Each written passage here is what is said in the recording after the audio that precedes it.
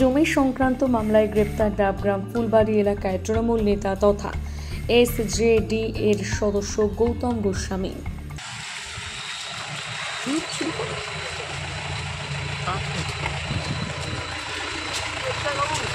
কি বলবেন এই গ্রেপ্তারি? আমি হচ্ছে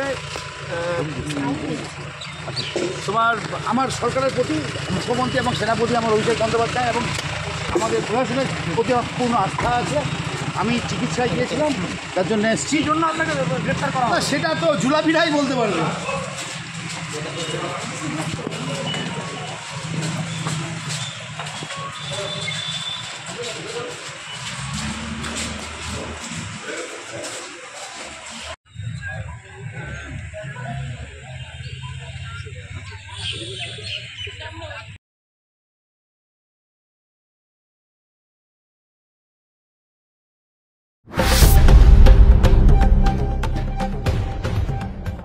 জমি সংক্রান্ত মামলায় গ্রেপ্তার ডাবগ্রাম ফুলবাড়ি এলাকায় তৃণমূল নেতা তথা এসজেডি এর সদস্য গৌতম গোস্বামী।